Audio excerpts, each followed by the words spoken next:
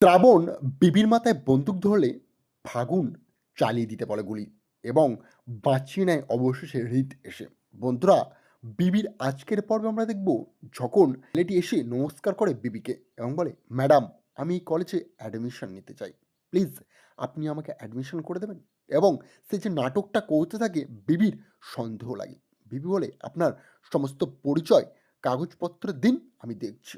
বিবি সেগুলো ভেরিফাই করার পরেই সব ডুপ্লিকেট বুঝতে পেরে যায়। তখনই দেশলাই গিয়ে দাউ দাউ করে ধরিয়ে দেয়। আর সে বলে, কি করছেন ম্যাডাম? আমার পরিচয়, আমার কাগজপত্র নষ্ট করে দিচ্ছেন আপনি। বেবি বলে, আর নাটকটা বন্ধ করুন, ভালো লাগছে না আমার। আপনার এই নাটক আমি ধরে ফেলেছি। এই কাগজপত্র যেগুলো জ্বলছে না, সবটাই নকল।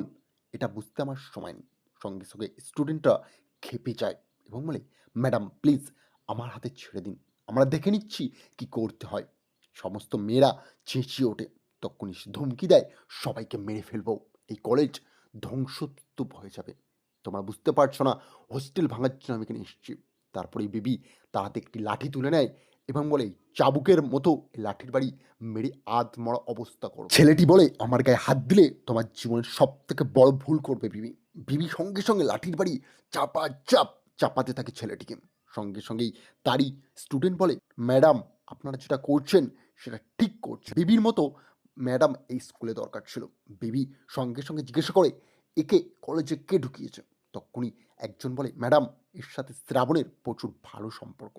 তখনই কলেজের প্রফেসর বলে, কোনোভাবেই শ্রাবণ ওই ছেলেটির গায়ে হাত দেবেন না, বোঝার চেষ্টা করুন, বিপদ আপনার দিকে ধেয়ে আসবে। বিবি বিবি বলে, আমি ভয় পাই না, শ্রাবণকে ডাকো। শ্রাবণ আসে। তখনই বিবি বলে, তোর স্পর্ধা তো কম নয়, তুই কি করছিস এগুলো? শ্রাবণ বলে, আমাকে সব জ্ঞান দিতে আসিস না, এই কলেজ থেকে তোকে বার হতে হবে। তুই যার গায়ে হাত দিয়েছিস, তোর কোনো আন্দাজ নেই ছেলেটি কে। তুই এবার শেষ হতে চলেছিস প্রফেসর বিবি। তুই বুঝতে পারছিস না, তুই আগুনে হাত দিয়েছিস। সঙ্গে সঙ্গেই বিবি একটা ঠাঁটিয়ে চড় মারে এবং বলে, তুই নিচে নেমে যেতে ভুলে গেছিস আমি তোর সম্পর্কে কে হই।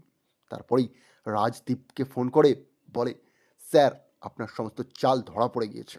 আপনার পাঠানো লোককে আমরা মেরে আধমরা অবস্থা করেছি। এবং রাজদীপ বলে, বিপদ কেন আপনার কাছে নিয়ে আসছেন? খামোখা ওনাকে যদি স্পর্শ করেন, মহৎ বিপদ হয়ে যাবে। তখনই ম্যাডাম বলে, অবশ্যই ওকে আধমরা অবস্থা করেছি বললাম না, কিচ্ছু করতে পারবেন না। সঙ্গে সঙ্গেই ত্রিধাকে বলে, এবার বিবির জীবন শেষ, তাকে না হলে মরতে হবে, আর না হলে সব ত্যাগ করতে হবে। ত্রিধা বলে, ও হচ্ছে মা পার্বতী, যত অসুরই ওকে ক্ষমতা থেকে সরানোর চেষ্টা করে, কেউ পারবে না। ত্রিধা প্রমিস করলো জিতবে প্রফেসর বিভি।